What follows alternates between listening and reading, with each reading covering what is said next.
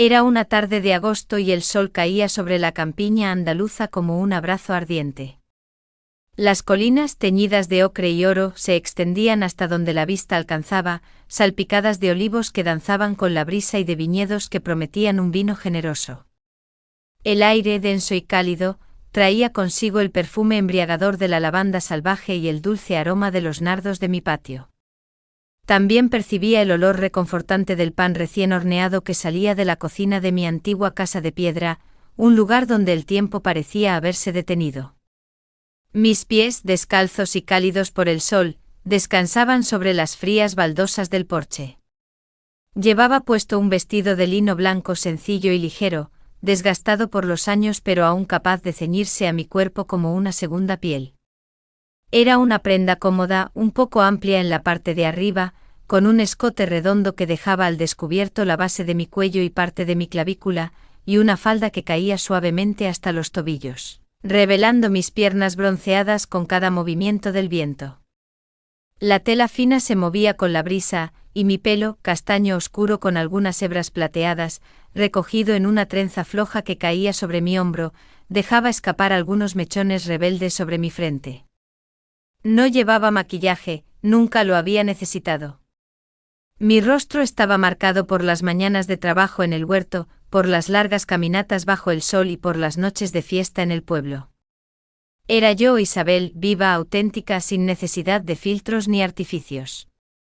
Mientras miraba el camino de tierra que conducía a mi casa, vi cómo se acercaba un coche viejo, levantando una nube de polvo rojizo.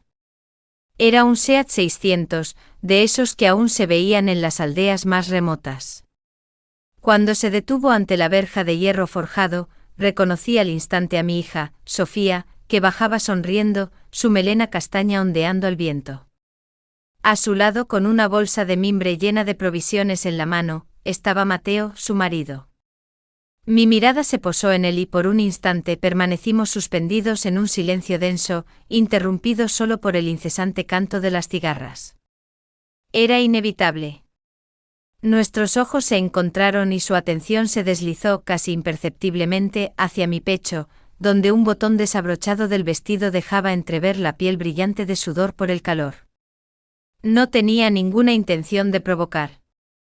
Era simplemente la libertad de vivir en un lugar donde el sol no concede tregua y el aire pide respirar. Abracé a Sofía con fuerza, respirando el perfume de mi niña, ahora ya toda una mujer. Mateo se quedó a un lado, un poco torpe, con la bolsa aún entre las manos. «Has adelgazado, muchacho», le dije riendo, posando una mano en su hombro. El gesto fue ligero, pero duró un instante más de lo necesario. Él bajó la mirada, murmurando algo sobre el trabajo en Sevilla que lo mantenía siempre bajo presión. Yo sonreí divertida. Casi al principio de su estancia, entre risas y abrazos, me dirigí también a quien me escuchaba. Si esta historia ya te atrapa desde los primeros momentos, no olvides darle me gusta, porque cada pequeño gesto de apoyo nos mantiene unidos en el camino de este relato. La primera noche cenamos todos juntos en la terraza. La mesa estaba dispuesta con tostadas de aceite de oliva virgen extra, tomates maduros de mi huerto, queso manchego curado y un vino tinto de la tierra que mi marido, fallecido hace años, había dejado en la bodega. Sofía estaba cansada del viaje y se retiró pronto, mientras yo permanecía al aire libre con una copa de vino en la mano y un melocotón jugoso en la otra. La luna iluminaba el patio, y la brisa movía las hojas del limonero bajo el que estaba sentada. Sentí la mirada de Mateo incluso antes de verlo. Estaba apoyado en el porche inmóvil en la penumbra, con un cigarrillo apagado entre los dedos. Su silueta era alta y fuerte, apenas discernible en la oscuridad, pero su presencia era inconfundible. ¿Añoras la ciudad?, pregunté sin girarme, dejando que mi voz fluyera en la noche. Él dudó, luego dijo en voz baja, un poco, pero aquí el silencio pesa. Sonreí. Es que en Sevilla estás acostumbrado al ruido. Aquí, en cambio, el silencio te obliga a escuchar lo que tienes dentro. Levanté los ojos y por un momento, nuestras miradas se cruzaron de una manera que nada tenía que ver con los lazos familiares.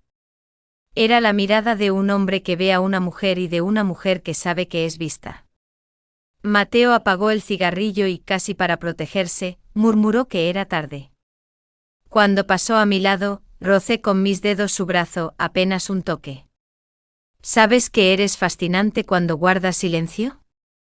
Dije antes de perderme en la oscuridad de la casa, dejando tras de mí el perfume de mi piel y del vino. La mañana nos recibió con una brisa refrescante que llegaba desde las colinas. Me desperté temprano, mucho antes de que el sol asomara por el horizonte, y el aire fresco se sentía delicioso sobre mi piel. Me puse un sencillo vestido azul celeste con pequeños bordados, una prenda que, aunque simple, tenía la habilidad de adherirse a mi cuerpo de forma natural. El calor de la noche anterior todavía impregnaba las paredes, haciendo que la tela se deslizara sobre mi piel, revelando un poco más de lo que pretendía ocultar. Bajé a la cocina y el aroma del pan recién horneado flotaba en el ambiente.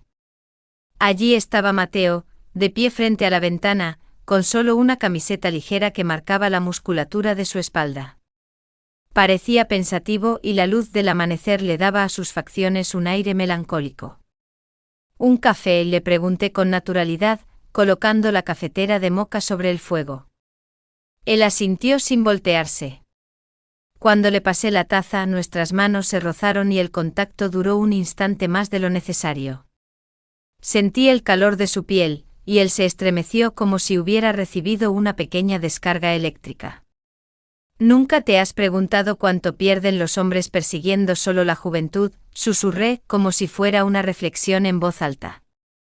Me miró tenso, pero yo sonreí, como si hubiera dicho la cosa más trivial del mundo. Los días transcurrían lentos, pero el calor hacía que el aire fuera denso, capaz de encender los pensamientos más profundos. Una noche, incapaz de conciliar el sueño, me levanté para beber un vaso de agua. En la cocina, iluminada solo por la tenue luz de la luna, encontré a Mateo. Llevaba puesta solo una camiseta ligera y estaba de pie, bebiendo de un vaso. Nos intercambiamos algunas palabras y le conté con una sonrisa que lo había escuchado hablar en sueños. Él se agitó tratando de justificarse, pero yo capté su nerviosismo como una confirmación de lo que no se atrevía a decir. Nos sentamos a beber juntos y el silencio que nos envolvió fue más elocuente que 1000 frases. ¿Sabes cuál es la peor parte de la soledad?, le dije, fijando la mirada en el vaso. La piel. No el corazón, no la mente. Es la piel la que reclama el calor de otro cuerpo. Mis palabras cayeron como piedras en el aire suspendido. Mateo no respondió, pero sus ojos no se apartaron de mí. Me acerqué lo suficiente para percibir su respiración. Acerqué mi mano a su pecho y lo rocé con delicadeza, como en busca de un latido que confirmara que estábamos vivos. Él tembló, dividido entre la razón y el impulso. Vete, murmuró, pero su voz decía todo lo contrario. Al día siguiente Sofía partió hacia el mercado del pueblo vecino, dejándonos solos. Yo me puse un vestido amarillo, ligero como el viento, que parecía absorber cada rayo de sol. Bajé al huerto a regar las plantas, con los pies desnudos sobre la tierra caliente. Mateo me observaba desde su silla de madera bajo la pérgola. Cada uno de mis movimientos, cada vez que la tela del vestido se movía y descubría más de lo que yo habría querido ocultar, él permanecía quieto con la mirada fija en mí. Pásame la manguera de agua, le dije. Cuando nuestras manos se encontraron, el calor fue casi insoportable. ¿Sabes por qué en días como este todos buscan la locura?, le susurré. Porque nadie quiere pensar, todos solo quieren sentir. Esa noche lo invité a cenar. Le serví una sopa fría de tomate y un vaso de vino blanco fresco. Falta un hombre en esta casa, le solté de golpe. Mateo me miró, incapaz de responder. Le tendí un vaso y nuestras manos se entrelazaron como si no quisieran separarse. Me levanté, dejé que el vestido se moviera con un ligero susurro y antes de salir, le susurré. Si quieres, estaré en el viejo granero a las 9. Si no quieres, no vengas, pero no finjas luego no saber a dónde podía llevar todo esto. El sol se puso detrás de las colinas y el aire se volvió denso, casi eléctrico. Cuando abrí la puerta del granero, envuelta en el aroma a madera y paja, Mateo me encontró allí, cubierta solo con una sábana blanca, con el pelo suelto y húmedo de sudor. Sabía que vendrías, murmuré. Él trató de justificarse, pero lo detuve con un gesto. No te pido promesas. Solo te ofrezco una noche aquí y ahora, sin palabras, sin futuro. Solo nosotros. Lo toqué con los dedos, rozando su rostro, y lo conduje hacia mí. Fue un encuentro lento, cargado de espera, de respiraciones contenidas, de manos que aprendían a conocerse. No había prisa. Solo la certeza de que ambos necesitábamos sentirnos vivos. Cuando el silencio regresó, nos quedamos cerca el uno del otro sin hablar. Solo nuestras respiraciones llenaban el espacio.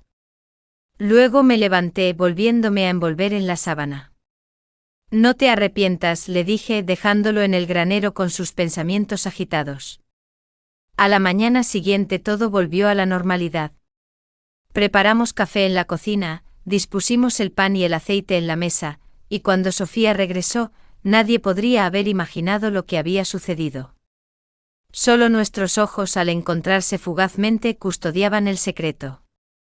Las manos de Mateo, que la noche anterior se habían aferrado a mí, ahora sostenían la taza con firmeza, pero su mirada se perdía en el paisaje, como si el alma se le hubiera quedado en el granero. Él era más silencioso, más pensativo. Había una nueva sombra en sus ojos, una especie de ardor que no se apagaba. Los días pasaron y su estancia tocaba a su fin. Sofía bromeaba ajena a todo, mientras Mateo y yo nos comunicábamos con el único lenguaje de las miradas. No hubo más palabras, no fueron necesarias. Cada mirada era un universo, una promesa, un recuerdo. A través de ellas nos preguntábamos y nos respondíamos, nos dábamos consuelo y nos atormentábamos. Era una danza silenciosa, privada, que nos unía en una complicidad que nadie más podía entender. Durante la última cena, Sofía mencionó que quería visitar Ronda antes de irse. Las vistas desde el Puente Nuevo son impresionantes, dijo emocionada. Para mi sorpresa, Mateo dijo que prefería quedarse. Estoy cansado, amor, le dijo, creo que voy a quedarme aquí para descansar. Sofía pareció entenderlo, lo cual solo sirvió para aumentar mi curiosidad. Cuando ella se retiró a descansar, nos quedamos solos en el porche, la oscuridad de la noche nos servía de manto. El aire se hizo pesado, casi como si esperara una revelación. ¿Por qué no fuiste?, pregunté de repente sin mirarlo. Él no respondió de inmediato. Porque tengo todo lo que necesito aquí, dijo con una voz baja y ronca. Me giré para mirarlo y sus ojos me sostenían. ¿Y qué necesitas?, le dije, mi voz apenas un susurro. Él no respondió, pero sus ojos me decían que necesitaba la paz. Sonreí. Paz, tal vez en Sevilla, pero no aquí. Me levanté y lo invité a acompañarme al cobertizo de herramientas, un lugar lleno de recuerdos y del olor a tierra mojada. Una vez dentro me giré para mirarlo. Creo que este es el final, susurré, sintiendo una punzada de dolor. Sí, respondió, su voz apenas audible. Tenemos que volver. Él se acercó a mí y rozó mi mejilla con su mano. No te olvidaré, susurró. Ni yo a ti, le respondí, mi voz quebrada por la emoción. Salimos y el viento soplaba, llevando consigo nuestro secreto. Mateo se marchó, llevándose consigo una nueva sombra en la mirada. Yo me quedé con el sabor del verano en la piel. El viento que mecía las hojas del limonero parecía susurrar su nombre y el sol, que calentaba mi piel, me recordaba su tacto. Lo que quedaba era un secreto custodiado entre las colinas y los viñedos, un secreto que ardería en ambos como el sol de agosto. Tal vez habría otro encuentro, tal vez no, pero bastaba con saber que al menos una vez habíamos estado vivos, sin miedo, sin cadenas. Esa noche, cuando me senté en el porche sintiendo el frío en mi piel que apenas unas horas antes había estado caliente, me sentí vacía. Pero no de una manera negativa. Estaba vacía porque no había nada más que pudiera llenarla. Nuestro secreto, nuestros toques, nuestras palabras que nunca fueron dichas, eran todo para mí. Me senté allí escuchando el silencio y sentí una paz extraña, como si mi alma, por primera vez en años, hubiera encontrado su lugar. Al día siguiente, cuando el sol se alzó y Sofía llamó para decir que habían llegado a salvo, sentí un alivio. Un alivio de que todo había terminado. Ya no había tensión. Ya no había secretos. A veces, cuando pienso en esa noche, siento que mi corazón late más rápido. Siempre lo recordaré. Recordaré sus manos que rozaron mi piel. Recordaré sus labios que rozaron los míos. Recordaré su cuerpo que rozó el mío. Y lo más importante, recordaré sus ojos. Unos ojos que hablaban de un amor que nunca podríamos tener. Unas semanas después, mientras limpiaba el viejo granero, mi corazón dio un vuelco al ver algo familiar tirado en un rincón. Era su camiseta. La que llevaba puesta la noche que nos encontramos. La levanté y la olí. Aún conservaba un rastro de su perfume, del olor a sudor y a la tierra de la noche. Me la puse sobre mi pecho y cerré los ojos. Fue como si él estuviera allí de nuevo. No era solo una camiseta. Era una promesa silenciosa, un recordatorio de que algo real había sucedido. De repente sentí un escalofrío de miedo. ¿Y si nos volvíamos a encontrar y no era lo mismo? ¿Y si el hechizo se rompía? Pero luego sonreí. No podía olvidarlo y la camiseta era la prueba. El tren de nuestras vidas había tomado un desvío esa noche, y aunque no supiéramos el destino, la aventura no había terminado. El secreto era un hilo invisible que nos unía, una marca en mi piel que nunca desaparecería. Y su camiseta, un faro en la oscuridad, me decía que tarde o temprano volveríamos a encontrarnos.